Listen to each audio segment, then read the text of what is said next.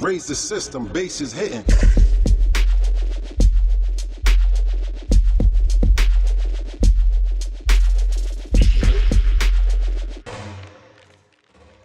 What up? I'm with Trapper. We're on the train. We're headed to get some food and then the studio. Today's a little different than most days. We are hosting the school, as in we are the studio. We're hosting an Ableton meetup with Ableton itself. So Ableton's coming to give like presentations, I think. I'm doing a 15-minute presentation on sound. And Derek, the owner, is going to give a presentation on something. And so yeah, today is Ableton meetup at the studio day, along with my regular classes. And then we're going to probably head back to Ogden, it sounds like. I'm not sure what I'm doing tonight though, so yeah, that's the plan. Food, studio, Ableton meetup, then who knows.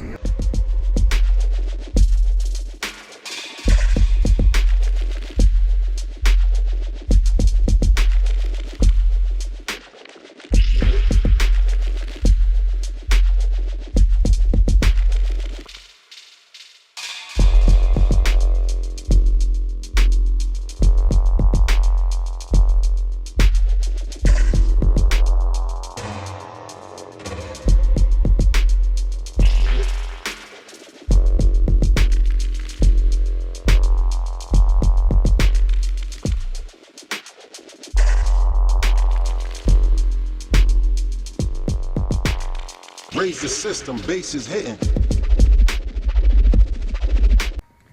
So, just got to the studio, and I'm going to teach 2 classes, and then it's the Ableton meetup, so let's do it. What's up, everybody? Yo! Yeah, definitely like learn like way more when like you're involved. Alright, so my name is Jake Comby. Woo, Jake! Hi, Jake. I've been a part of the Salt Lake Ableton scene for, must be 6 or 7 years now. Actually never met Kevin in real life, just today, but we've been like homies online for a long time. Yeah. So I'm the lead instructor here and the studio manager. So I just wanted to give a little spiel on the way I view sound and hopefully give you guys a little more, I don't know, I just want you guys to think about what we're actually dealing with when it comes to this stuff. Here at the school we're teaching Ableton, but we're talking about sound itself. So do you guys know what the 3 parameters of sound are? I know a bunch of the students do, but does anybody else, or even the students, like what are the 3 things that make up a sound? So we have frequency, which is the wavelength. Like timbre. And then we have amplitude, which is the volume. Waveform. And the waveform, which is the tone itself. And without these 3 ingredients, sound, it doesn't exist at all. But the fact is, it does exist, right? I'm literally shooting waves out of my mouth and you're like picking them up. It's like Superman shoots lasers out of his eyes, you know? But we're like, I can hear things outside, but I can't see them. You know, it's this sense that we have. It's amazing. Basically the spiel is just on how everything is flow. Like your breath, you know, it's this like in out, this ebb and flow, this give take. Same with the seasons, you know, they change. It's a flow. Day and night, the water cycle. I mean, I really can't think of anything that isn't flow, and sound waves are no different. So as we get going on, the whole thing is like, I want you guys to help me do the numbers. I'm just trying to calm down. I'm a little like, anyways. I always talk about infinity, like how there's no end to space really, or size in general. Like, has anyone seen Hercules, the cartoon? And the Titans come out, and there are these massive beams on the earth. They're smashing around, you know, just like destroying things. And the people are like, good lord, you know, these are massive like beings. But in someone's realm, we're those massive beings. Because of the whole infinity and size, and then it's just crazy to think about ourselves as these powerful human beings. And so whenever I walk into the studio and I sit down, I kind of think, okay, I'm this powerful being, you know, this massive being on someone's level. I'm also minuscule and pointless, essentially, you know, in someone's world, but I'm also this massive being. So imagine being in front of a speaker that's this tall, but it's a skyscraper size. You know, the cones are 600 feet tall, and there's this massive giant being that walks around and flips on the power, you know, and then he walks over to this screen, and he kind of like messes with some things, and all of a sudden these cones are just pressing sound. It's amazing that we are actually pressing space. We're creating space for people. I mean, what do you do when you're pissed off? Listen to metal. You listen to the music, right? Like, it's this thing, this like, we all, I mean, for me, I turn up the music, whatever it is, and it helps me. Like, it's some sort of emotional thing. So throughout my experience here on Earth, one of the most important things I've learned is to hold space for somebody.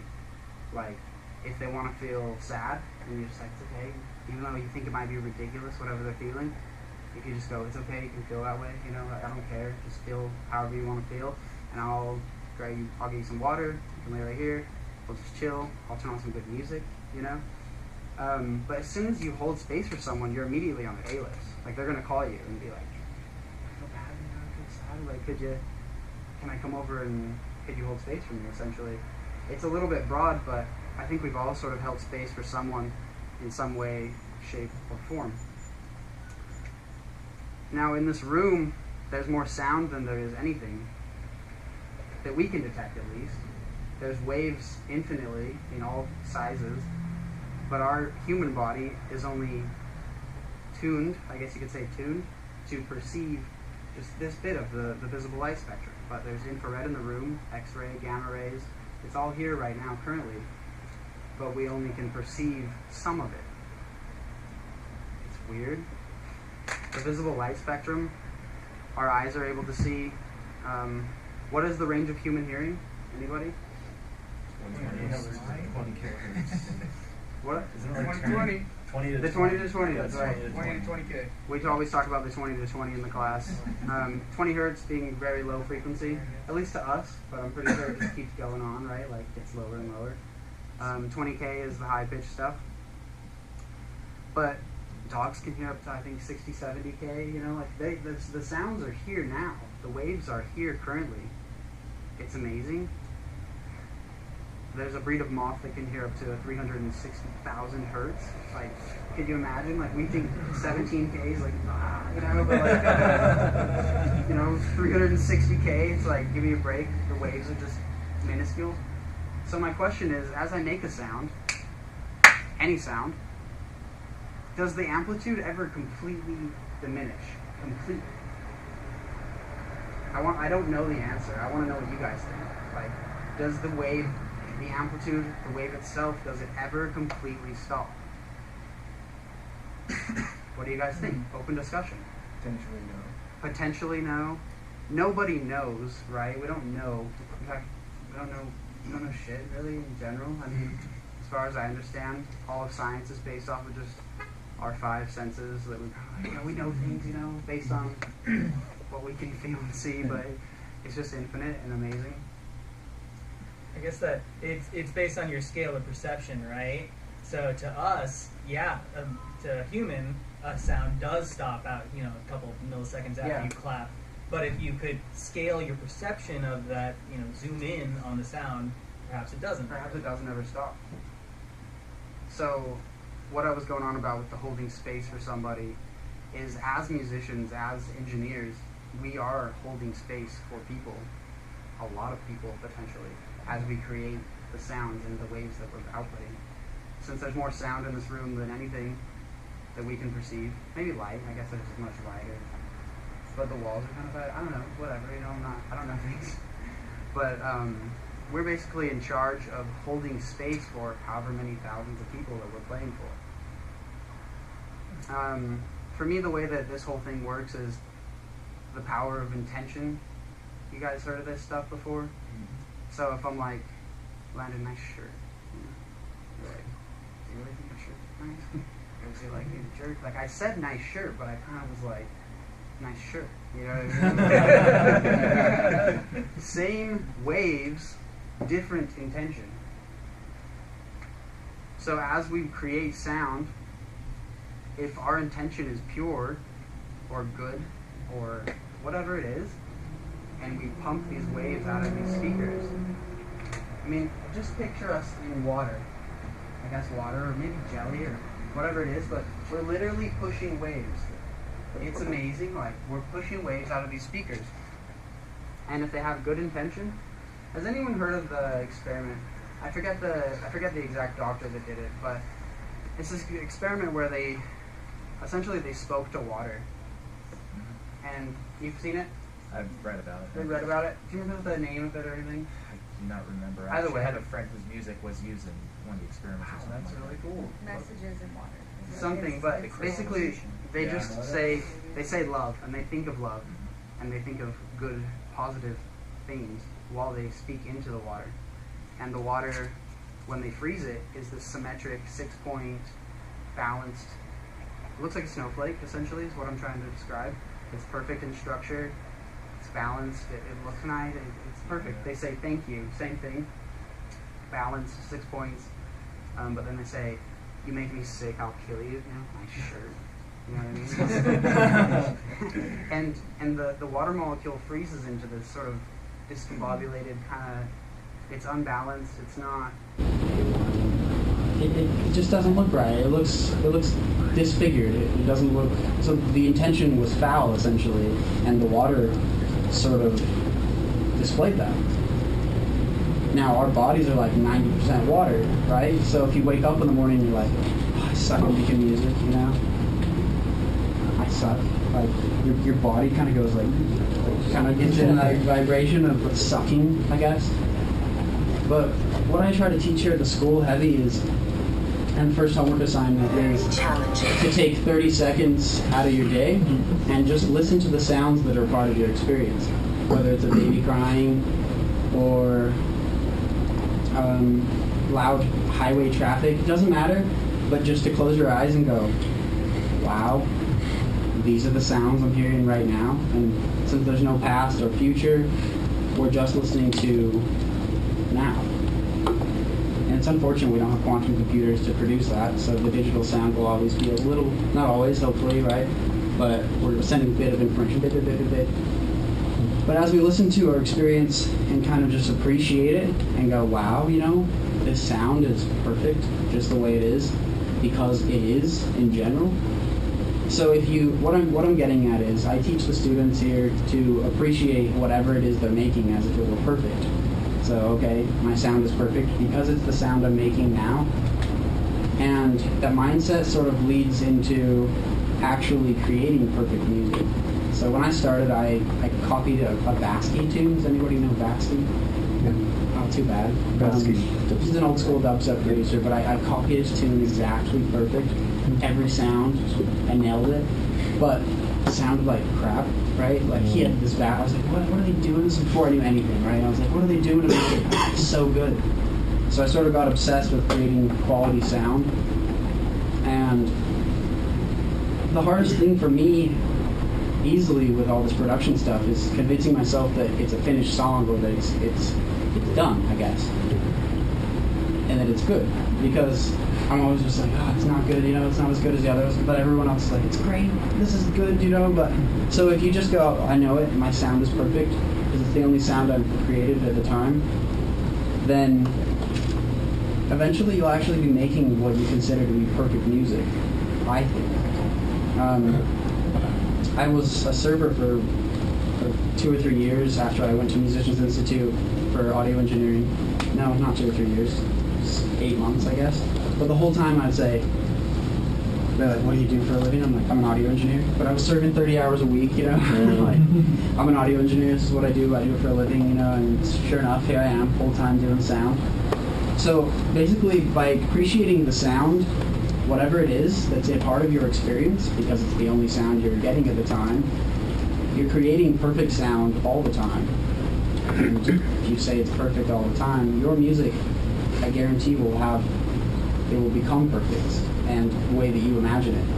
So don't limit yourself to thinking that because you don't have the right gear, or because you haven't been through, $40,000 schooling at Full Sail or whatever, that you don't have the ability to create sound and hold space for however many thousands of people, or just 5 people in your room. I mean, to hold space for anyone is amazing. Just the fact that we get to create sound, to hold space, is amazing. So at the school we focus the core of sound, frequency, amplitude, and waveform. Everything sort of funnels, whether you're using this compressor, ozone, whatever it is you're using, it all funnels to, are you manipulating the frequency, the waveform, or the amplitude, or a combination of the 3, or the 2, or whatever. So we focus that heavy. I've had students come through and not use Ableton, right? But this course is based on sound itself, so you can come in and use whatever DAW is. We just manipulate sound. Ableton is the tool, an amazing tool, by the way. And I want to do a little spiel for Ableton. Essentially, I've used every major DAW. Started at Fruity Loops for 2 years, studied Ableton for 2 years, went to the Musicians Institute in Hollywood and got Pro Tools certified and Reason. But I wasn't Reason certified, but I practiced Reason. So I've used all the major DAWs. Is there any other major DAWs? Pro Tools. Oh, and Logic. I used Logic for about 6 months, on and off. But I was like too round, it's just not. Wasn't for me. So I went to Ableton, but I choose Ableton every time because when I'm trying to create a flow, like everything is, and I'm trying to get my sound to be super flowy, if my digital audio workshop doesn't allow me to flow when I have an idea, then it's hindering to my ability to create flow. So I use a digital audio workshop that allows me to flow much easier. So I don't have multiple windows, it's just Ableton's easy. Has anyone ever used anything besides Ableton? And why are you using Ableton these days? Easier workflow, faster. Workflow, exactly. Just like everything. So, I guess when it comes down to my presentation, it's just basically I just wanted to talk to you guys about the fact that everything in this world is some sort of flow, and it's infinite besides. So as we manipulate sound, we're manipulating a very big.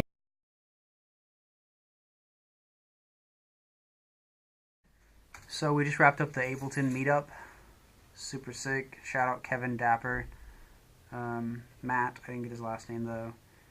Derek, of course, the owner of the studio, and everybody else involved. Super fun.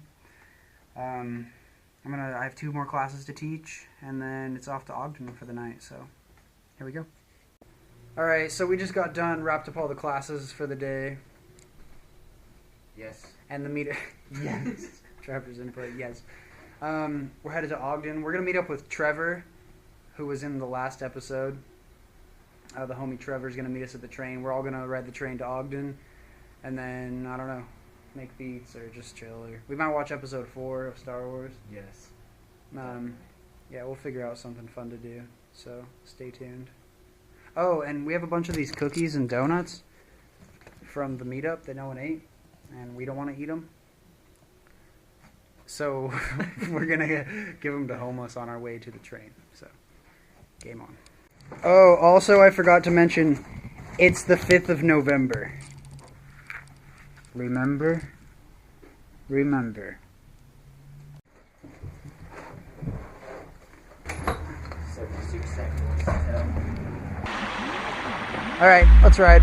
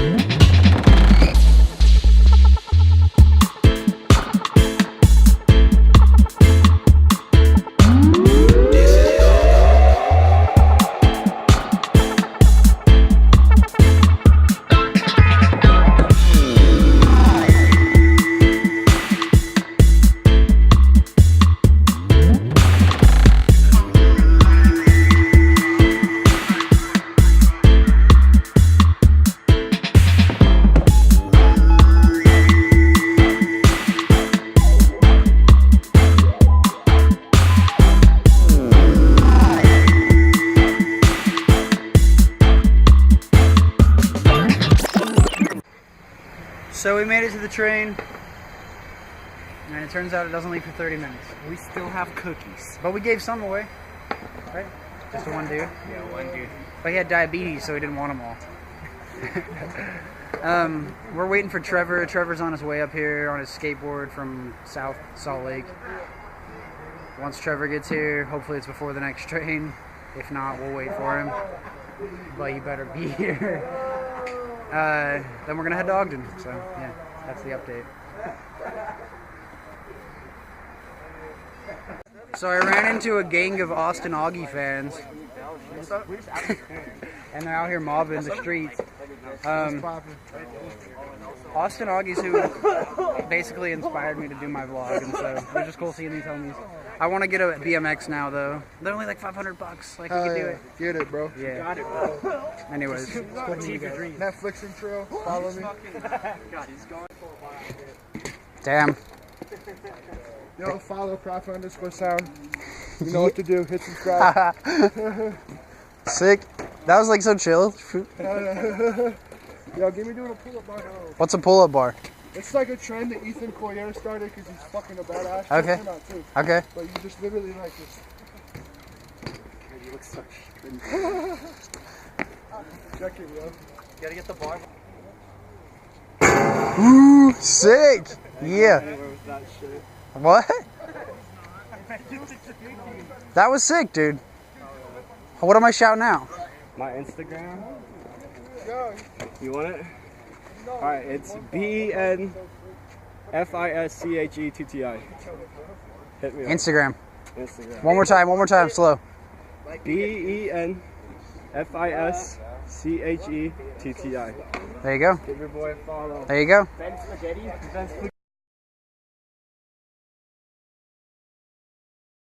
Okay, we're on the train, and we're headed to Ogden.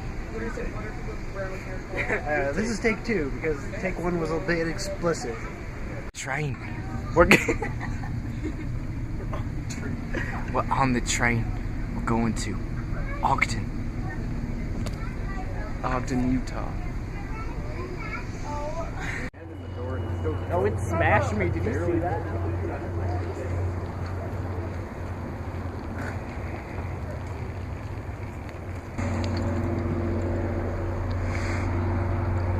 Remember! Right here.